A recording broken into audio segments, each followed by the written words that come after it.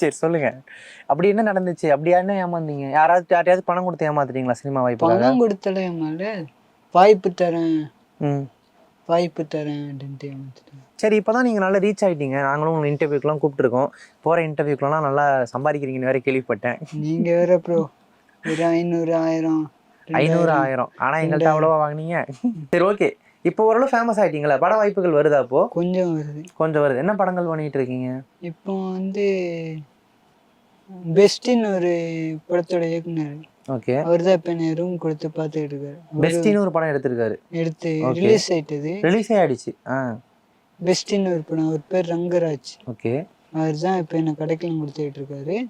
ஆறுமுகன்னு ஒரு அண்ணன், அவர் கூட அசிஸ்டன்ட் டைரக்டர், அவரும் கொஞ்சம் பார்த்துக்கிறாரு, அப்பப்போ சாப்பாடு தருவாரு. முன்னாடி இருந்ததை விட ஆள் ஒரு மாதிரி ரொம்ப ஒடுங்கி போயிட்டீங்களே, ஏன் என்னாச்சு? ஆமாம், அப்படிதான் நானும் நினைக்கிறேன். நிறைய நமக்கு தப்பான பழக்கம்லாம் எதுங்கிற, குடி, டம்மு, பீடி, சிகரெட் எந்த பழக்கமும் கிடையாது உங்களுக்கு.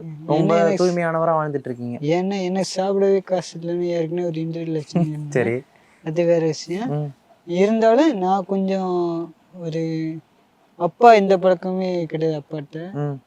அப்பா பிள்ளையா பிறந்துட்டு நான் ஏதாவது குடி பழக்கம் ஏதாவது ஈடாயிட்டேன் அப்படின்னா எங்க அப்பாவுக்கு அசிங்கம் அப்படிங்கிற மாதிரி ஒரு. ஆனா ஏன் அந்த பழக்கம்லாம் இருக்கிறவங்க தான் மேபி உங்களை மாதிரி இப்படி ஆவாங்கன்னு வச்சுக்கோங்களேன். ஒரு மாதிரி ஒடுங்கி போய் சோர்ந்து போய் குரல் கம்மியா வந்து நல்ல மாதிரி தான் இருக்கீங்கன்னா தெம்பா அப்படி தைரியமா வந்து பேசலாம்ல. என்ன ஆச்சு? தெரியல, ஏதோ ஆயிடுச்சு. தெரியல, ஏதோ ஆயிடுச்சா? என்ன ஆச்சு? அதான் தெரியல, ஏதோ ஆயிடுச்சுன்னு. சரி, ஓகே. சினிமா வாய்ப்பு தேர்ந்தீங்க, கிடைக்கல, ஏமாத்திட்டாங்க. இப்போ ஒரு படத்தெல்லாம் நடிச்சிட்டு இருக்கீங்க, உங்களுக்கு ஒருத்தர் ஆதரவு கொடுக்குறாரு, ரீச் ஆகிட்டீங்க, ஒரு இன்டர்வியூலாம் கொடுக்குறீங்க. இப்போ நீங்கள் நினச்ச இடத்துக்கு ஓரளவு வந்துட்டீங்கன்னு வச்சுக்கோங்க. இல்லை, உங்களை ஒரு 10 பேருக்கு தெரியும், அந்த ஒரு ஜோனில் தான் இருக்கீங்க. அப்படி இருக்கும்போது கொஞ்சம் மகிழ்ச்சியா அப்படி ஜாலியாக இருக்கலாமே. ஜாலியாக இருக்கலாம். என்னத்த ஜாலியாக இருந்து என்ன பண்ண போகிறோம்? யோ, ஏன் ஒயின் ஷாப்பில் சரக்கு அடிச்சு வெறுத்து போய் பேசுகிற மாதிரியே பேசிகிட்டு இருக்கேன். நான் வெறுத்து போயிடுச்சு போயிடுவோம் போலையா? என்ன ஆச்சு? இல்லை ப்ரோ, என் வாழ்க்கை அவ்வளோதான். என் லைஃபு என்ன, நான் இன்ட்ரடியூஸ் பண்ணி வந்த சினிமான்னு ஒரு இதுக்கு எங்கள் அப்பா பேச்சுக்கிட்டு இருந்தாலும் நான் வீட்டில் ஆரம்பிச்சுட்டு என்னை சாப்பிட்டு நல்லா கிதியாக குண்டாக இருப்பேன். ஆனால் எங்கள் அப்பா அம்மா பேச்சை தட்டி விட்டு நான் வந்துட்டேன்.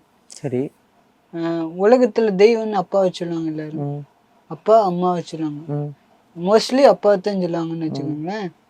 அந்த தெய்வத்தை விட்டுட்டு வந்துட்டேன். அவங்களே என்னால் பார்த்துக்க முடியல அப்படின்ட்டு வந்துட்டேன். அதுக்கப்புறம் என்னை பார்க்க இங்கே யார் இருக்கா? அப்பந்தான் ராதா அண்ணன்னு ஒரு அண்ணன் வந்தார். வந்து கொஞ்சம் நான் அவனை சப்போர்ட் பண்ணுறேன் அப்படின்ட்டு பண்ணி கொஞ்சம் தூக்கிட்டு வர பார்த்தாரு. இது வரைக்கும் அண்ணன் கூட 2-3 சேனலில் போயிருக்கேன் அண்ணன் கூட.